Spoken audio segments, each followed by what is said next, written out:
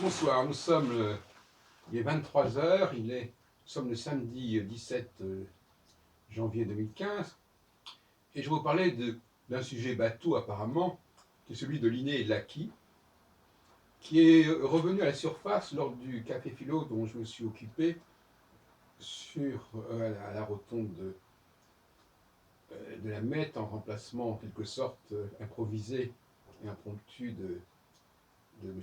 Raphaël Prudencio, et sur un thème que j'avais proposé comme ça, un peu à l'improviste, qui est faut-il avoir foi dans la loi?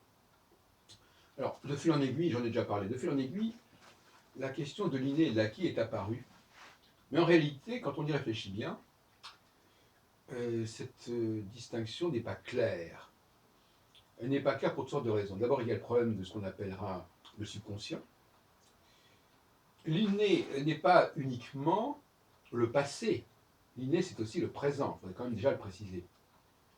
Et d'autre part, l'acquis, c'est pas uniquement le présent, ça peut être aussi le passé, parce que l'inné est lui-même à l'origine de l'acquis, de même que le subconscient est au départ du conscient, si on peut dire.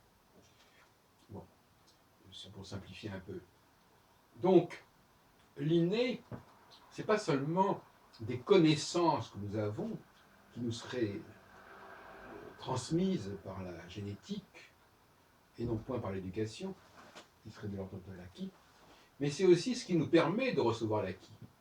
Si nous n'avons pas l'inné adéquat, nous ne pourrons pas, par exemple, apprendre à parler, même si nous recevons cet acquis. Donc l'acquis est lui-même fonction de l'inné. Et cela, on ne veut pas le comprendre, on ne veut pas le connaître. Ceux qui parlent de l'éducation, de la formation, comme étant plus important que l'inné, se errent totalement. C'est l'inné qui nous permet de capter l'acquis. Et donc, si nous n'avons pas l'équipement qu'il faut, eh bien la formation que nous recevrons ne nous pénétrera pas correctement, parce que nous n'avons pas les facultés nécessaires pour recevoir cela. Donc là, je mets une pierre dans le jardin de certaines personnes, comme ça, qui ne jurent que par l'acquis, comme si on pouvait poser comme ça. Vous avez pensé à l'idée de mettre un emplâtre sur une jambe de bois. On ne pose pas comme ça les choses, voilà, hop. Non. Même les enfants ne sont dans l'acquis que par le truchement de l'inné. Alors qu'effectivement, et tout au long de notre vie, ce sera le cas. Tout au long de notre vie, nous ne capterons les choses que par le biais de l'inné. C'est-à-dire capter, ça veut bien dire ce que ça veut dire. C'est-à-dire qu'il faut avoir l'équipement nécessaire pour capter.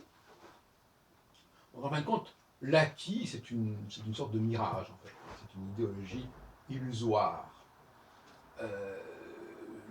Il y a l'inné et le subconscient, ce sont des choses qui sont justement de l'ordre de l'invisible, si on peut dire. C'est-à-dire que ça ne dépend pas de ce que la société nous apporte, ou du moins la société d'aujourd'hui. C'est fonction de ce que de notre héritage sur des millénaires.